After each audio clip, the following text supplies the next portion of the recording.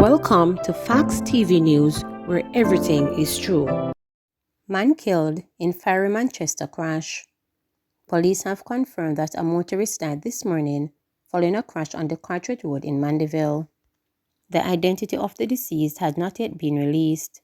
Preliminary reports are that sometime Thursday morning, the driver of the motor vehicle lost control of the unit and crashed into a utility pole. The vehicle burst into flames on impact. Firefighters were called in to extinguish the blaze. Traffic has since been diverted as a section of the Cartwright Road has been cornered off. Ministry on alert for fourth COVID wave. Chief Medical Officer CMO Dr. Jacqueline Bisosa Mackenzie says there is enough oxygen supply to manage a possible fourth wave of COVID-19. The CMO, addressing a Jamaica Observer Press Club at Jamaica Progressive Hotel in New Kingston yesterday, said that IGL, Jamaica's sole supplier of medical oxygen, has indicated that it is able to increase supplies to boost its local production. We can never predict where our numbers will be, and certainly, if you pass a very high number, then you will run into supply issues again. Based on what has happened in the last surge and the ability to suppliers to get the supplies, they have made contacts with different markets in the region from Trinidad and Tobago and Costa Rica. That is a plus, she said. In terms of our ability to manage a surge, we certainly would have to go beyond a certain numbers, maybe more than 1,200 beds for COVID-19, and then we would still have to decrease oxygen supply for other areas so that we will be able to use more oxygen for COVID-19 patients. That is the measure that we will always end up going to when the numbers are very high, but so far, we don't have any reason to reach up to that 1,200 beds, she added. Health Minister Dr. Christopher Tufton added that there are also mobile oxygen concentrators to help with the fight against the novel coronavirus. We have recognized the challenges with oxygen as one of the possible bottlenecks if we became overwhelmed in the system, and of course, we came close to that in the third wave, said Tufton. PAHO says 55% of residents in Latin America and Caribbean fully vaccinated. The Pan-American Health Organization PAHO is reporting that 55% of residents in Latin America and the Caribbean are fully vaccinated against the coronavirus COVID-19. It is anticipated that this figure could increase with the arrival of an additional 1.6 million vaccine doses to the region this week, which Director Carissa Istini says will bring the number of 72 million, adding that we expect more in the coming days. This number, 55%, is a testament to the efforts of member countries that have been working hard to secure and deliver the doses they need to protect their populations, Dr. Carissa further stated. She was speaking during PAHO's week COVID-19 digital briefing on Wednesday, December 8. Dr. Carissa, however, voiced concern about the number of people who remain unvaccinated, noting that 20 countries have yet to reach the World Health Organization year-end 40% vaccination coverage for 2021. She said, while some of the remaining countries are expected to achieve this in the next few weeks, several remain far behind, adding that at the current pace, as many as 6 may not meet the target. Dr. Carissa assured that PAHO is doing everything that it can to accelerate vaccinations in our region. She advised that the entity, through its revolving fund facility, has already purchased more than US $1 billion worth of all routine vaccines, including COVID-19, for the region, and we expect to buy even more as countries place their orders. She further indicated that these have been secured with AstraZeneca, Sinovac, and Sinopharm, and we expect to have a mRNA vaccine in the portfolio as well. We are currently reviewing orders for next year, and it's not too late for countries to request additional doses, the director added. Dr. Carissa said that by using the facilities, countries are guaranteed access to quality-assured vaccines at fair prices through a transparent mechanism. She informed that countries can benefit from the fund credit line and save the time and effort it would take to negotiate individually, manage orders, and oversee the international logistics of deliveries.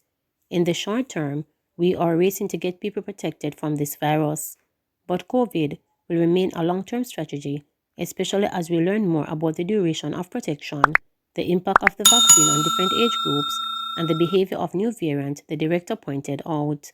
Dr. Carissa said PAHO vision is to ensure access to COVID vaccines for everyone across the region who is eligible.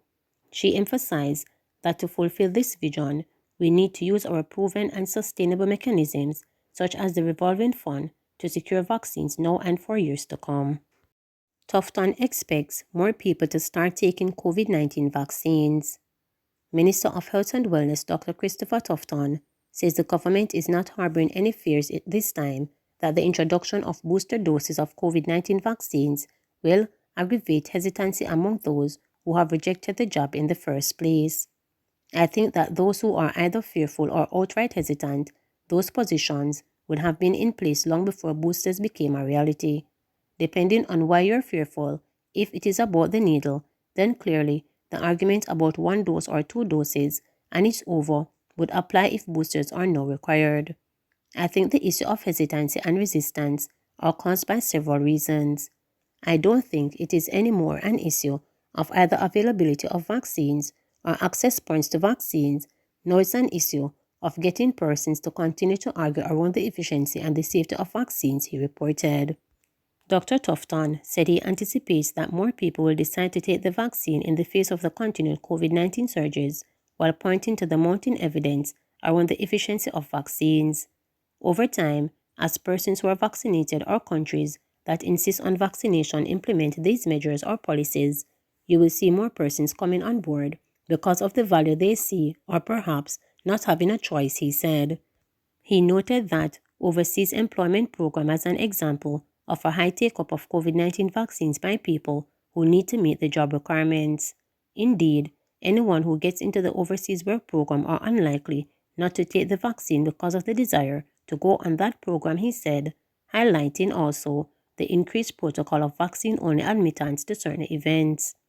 I think you're going to see more of that, so I believe that over time, more people will come on board. It is unfortunate that it's taking so long, but it means that some people will die before others come on board, the health minister remarked. He stressed that the government has done all it can to make vaccines available and that people who continue to refuse inoculation do so at their own risk. The ministry has advised that vaccination centers will start offering booster shots for COVID-19 vaccines within another week. This means people who have been fully vaccinated with AstraZeneca 6 months ago can start receiving the shots, while those who have been vaccinated with Johnson & Johnson or Pfizer will be eligible for the booster after 2 months. The boosters are usually offered due to evidence that there is some warning of efficiency of the vaccines. Health experts are not yet able to predict whether boosters will be continued featured of COVID-19 vaccination. We certainly can't give any definitive answer in terms of what is going to be happening in a year or 2 years from now.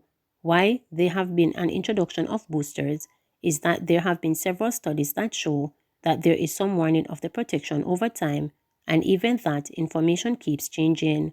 Based on the fact that there is some warning in some populations, particularly the elderly, then there is a need for boosters. What happens after a booster is given is that you have a boost in the level of protection. How does that last?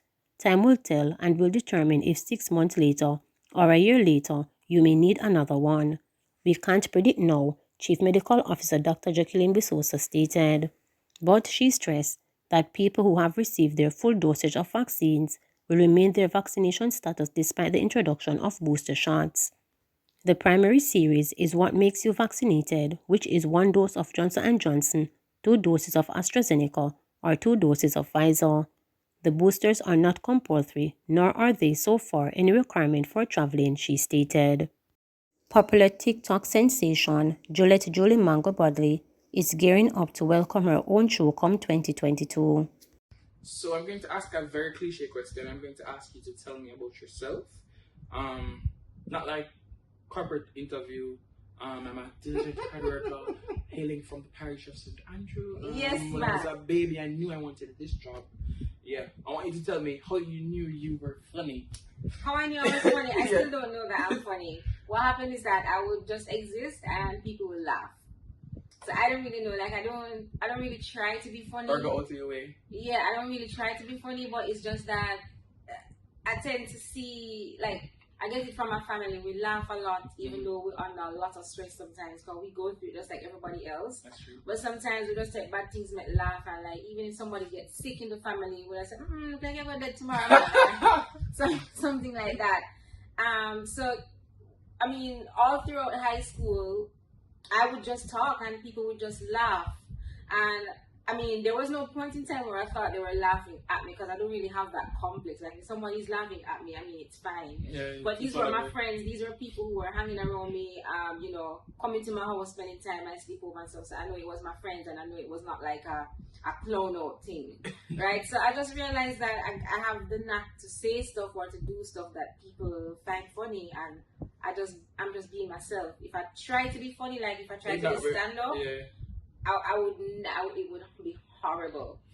You would not want to even talk to me right now and be like, "Boy, I don't know that." So is the man that did funny? No, it's really corny. It was, let's say it's a Bombay or come on, so that's really funny in my head, to be honest. Yeah, I mean, I'm gonna support you, I and appreciate that. I'm gonna give a laugh for it. There you go. I did. Tell me what's your favorite video? The favorite video that you've ever made. Your favorite. Oh, wow. My favorite video is not really that popular. It's the one about the Tower of Babel. Mm-hmm. That's not very popular. Why it's my favorite? Because I spoke 5 different languages in it, and people thought I was multilingual. I'm not. I just Googled the phrases and studied the pronunciations on Google. Well, it's like a take on the Bible, and what I did was I got some styrofoam that I got from Amazon, and I packed the styrofoam on top of one another, and that was the tower. Yeah. And then I had some tools, so I was giving the tool to somebody, and I was saying spanner, and then them say spanner, and I say banner, and then they're like, huh? And then I'm like shakadimos, and then they're like, what? And I'm like pliers, and then it was so funny to me. It's like an inside joke, but that video didn't really blow up per se, but that's actually my favorite video, the Tower of Babel. Alright, I want you to tell me about that day you decided to join TikTok, like make a join, and I'm going to be. Did you think you were going to blow up this much though? No, because this is actually my second or my third TikTok account. Try it, wait. Third time to try. You know, exactly right. But so the first TikTok account, I don't even know what I was doing. I wasn't planning to do any drama. I just went on TikTok because everyone was saying, do I have to get a TikTok? And I didn't post anything. Then I had a second TikTok account where I duetted this girl talking about her riches, and I wasn't doing anything in the video. I was just eating. I was saying, wow. Yeah. And I got 13,000 followers in that day, and I'm like, so they expected me to do more duets? That's because I'm gonna just get bipolar and delete that. Just delete that one and me not do that. And then I opened another one because TikTok you can't really stay away because it's entertaining. I've deleted the app a couple times, but it's on my phone now.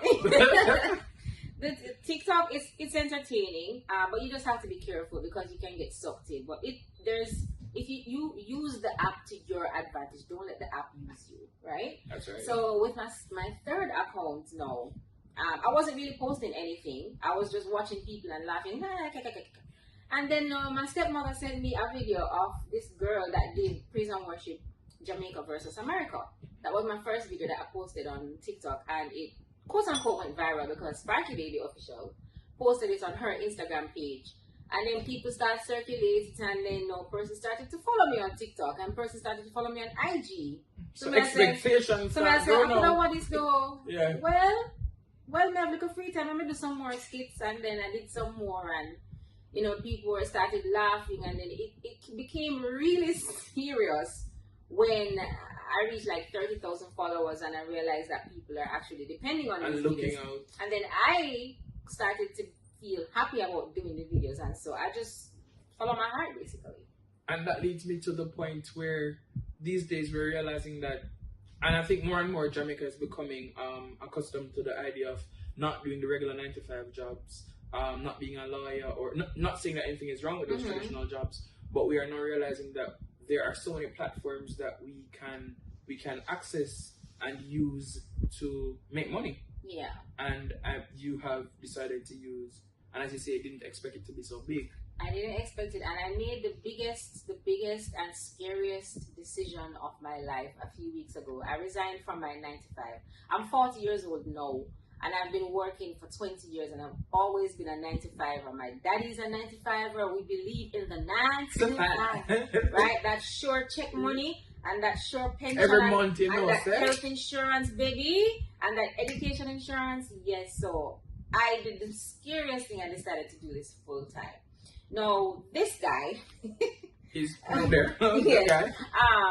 I am managed by First in Line Plus. They stalked me on Instagram and It's the stop. It's really the stop for me. Mark, we're gonna talk to you. right. And I had a meet. At first, I was because a lot of persons, you can imagine, a lot of people reach out and say they want to manage me, and I'm like, I don't even know what's management. What? I'm just having fun. Exactly, but I realized that this is something that I could probably go into full time. So I've had talks with a few managers, and I just wasn't feeling it. And then when First in Line had reached out to me, we were talking for a couple of weeks, couple of months, and we had. Please remember to subscribe, like, share, and click the notification bell for daily updates.